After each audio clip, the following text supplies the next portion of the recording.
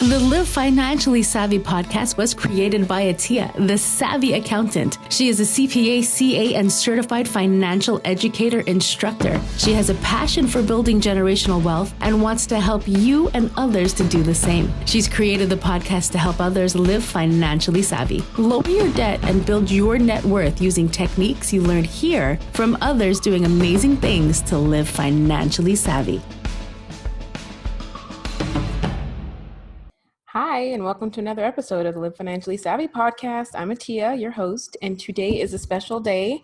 It's actually my first live podcast or interview, and so I'm so excited. I'm kicking off my real estate series with Kendra Barnes of The Key Resource, and today we're going to kick it off, and it's going to be my first live session.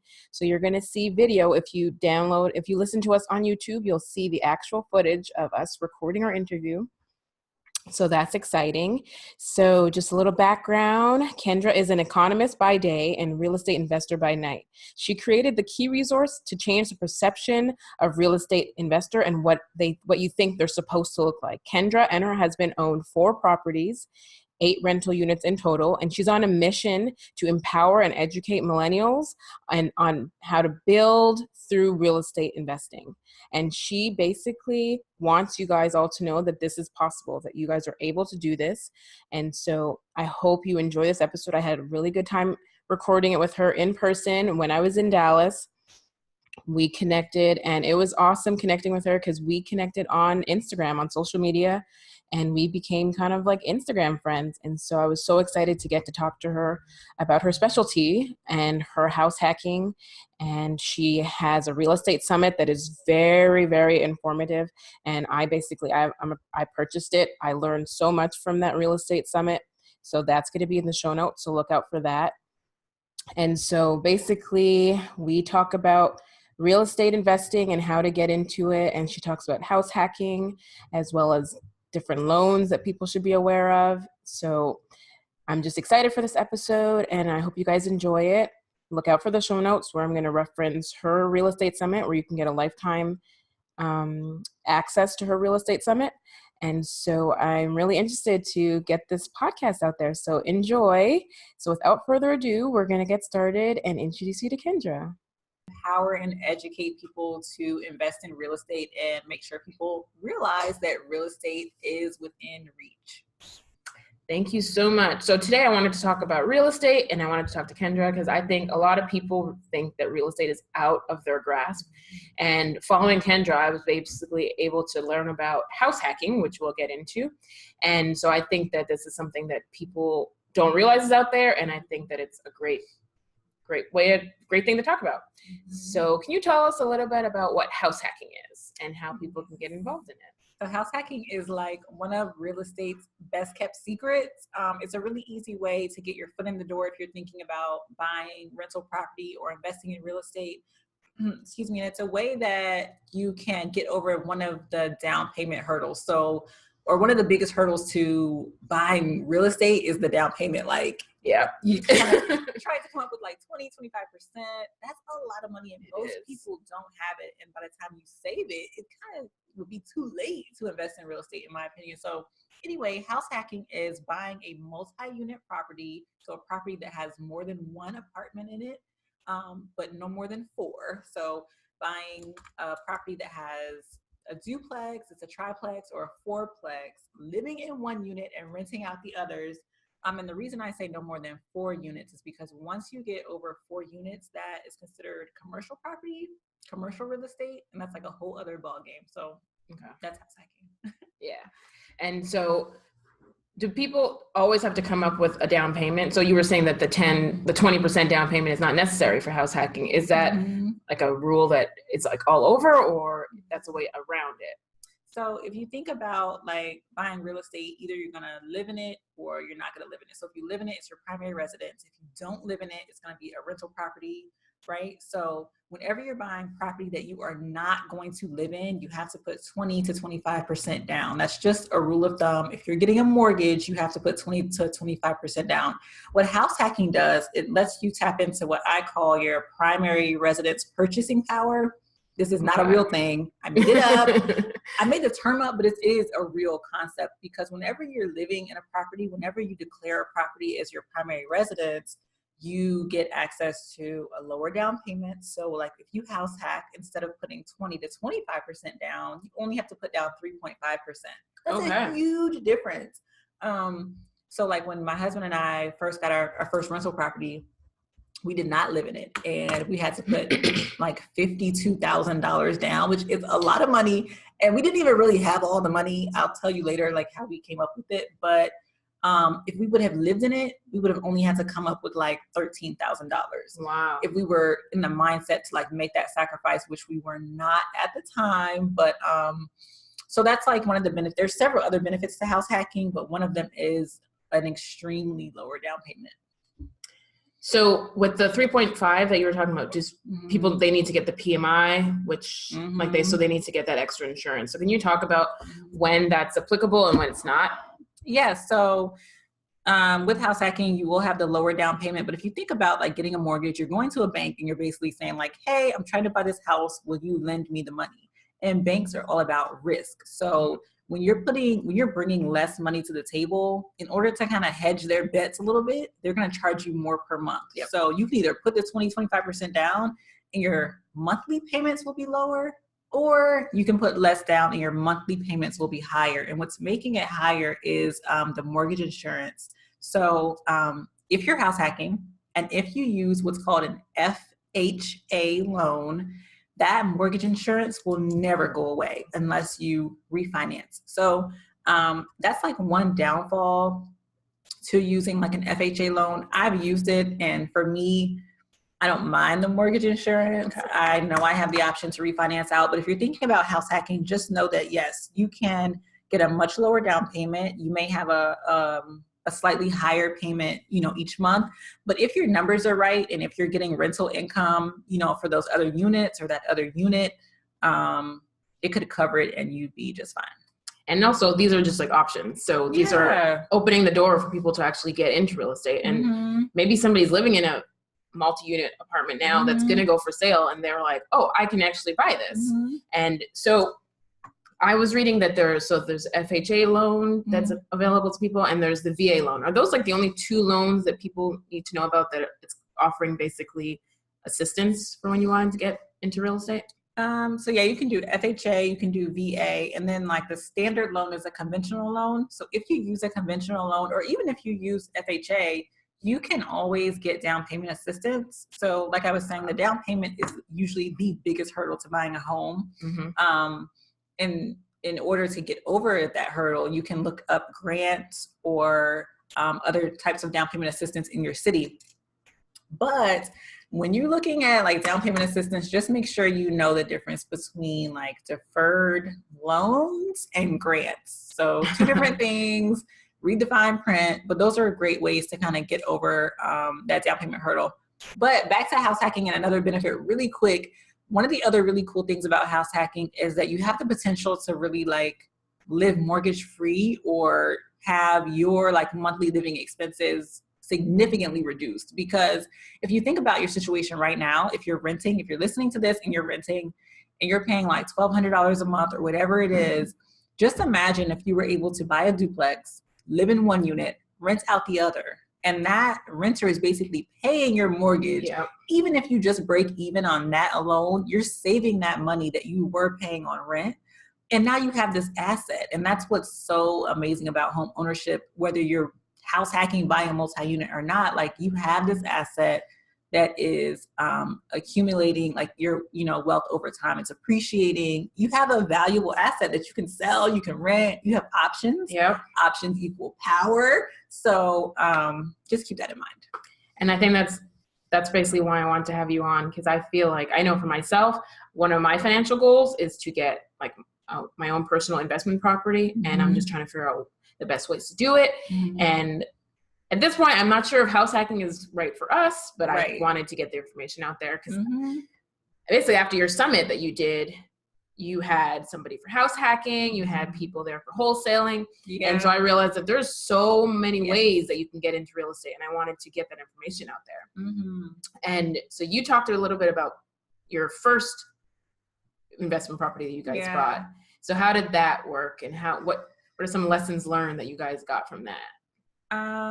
Definitely we learned that we needed a plan. We did not have a plan at all. And that's why I'm so passionate about like helping people figure out what their goals are, and what their plan is. And like on the summit that you were talking about, we talked about wholesaling, flipping. I didn't even know those were things. Like when we got our first rental, I thought, okay, if you invest in real estate, you have to be a landlord. And that's really not the case. And like you just said, like house hacking isn't even for everyone. Mm-hmm. I try to tell people about it because it's such a great option. It's a great option to have, but it is a sacrifice. You're literally living in the same building as your tenants. Yeah. Like that's not for everyone's lifestyle.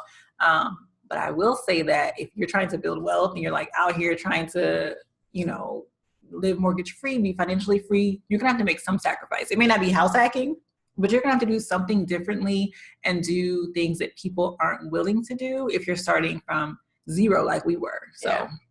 And I agree. And I actually knew somebody who I don't think I realized was house hacking. I just thought they bought a multi-unit property and they were living in one of them. I'm not even sure if they realized they were house hacking type thing, but that's what they were doing. And what he did that impressed me was his tenants didn't realize that he was the owner. Mm-hmm. So he was just another tenant. Yes. And he was like, that kind of took away that whole landlord-tenant issue.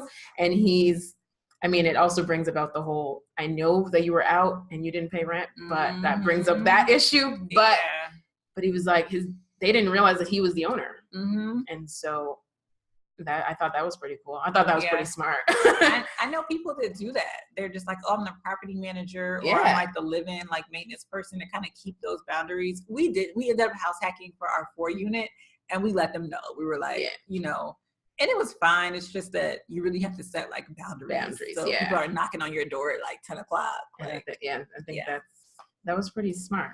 Yeah. And so talk a little bit about your summit. What made you put your summit on? So I found you a little bit before that, but I really enjoyed the summit, and I'm going to put that in the show notes because there was like 6 guests talking about different ways you can get into real estate. So what made you decide to put that on? Because I really wanted people to know that there were other ways to get started. And I think that there's like this mystery behind real estate investing. It seems like so far-fetched and, I'm too young, or I have too much debt. And a lot of the things that people talked about on the summit were ways to get in that don't even require using any of your own money. Another really cool thing about the summit is each presenter literally started from zero or like below zero. Yeah. Like none of us came from money. I think the misconception is, okay, if you invest in real estate, you must have grown up rich or you hit the lottery. One presenter went through foreclosure. Another couple, they were homeless. Another young lady, she literally started with terrible credit and like $0. And just like listening to people's stories that we can relate to, I think is so important. I think representation is important. And so that's why I put it together. And it's so good. I'm not even saying that because I put it together. Like I've literally watched it 4 times myself because I'm learning about wholesaling and things like that. So I definitely thought it was interesting. I shared it with people, and like I said, I didn't know about house hacking. I didn't know about wholesaling. I would see signs for people saying that, but I never knew the concept behind it. Right. Like, there are so many different ways to get into real estate. Mm-hmm. And like you said, there's a misconception that some people, like, we're not in there. And I think we think we're not in there for a reason. Right. And I think it's just a lack of knowledge, lack of knowing how to get in there. And so I'm just so grateful that you and so many other people are putting the information out there that people can get into it. Yes. So when you talk about conventional versus FHA versus, well, VA is pretty specific. Yeah. So we can't really compare that one. Which one do you think most people are aware of, and which one do you think, and why do you think that is?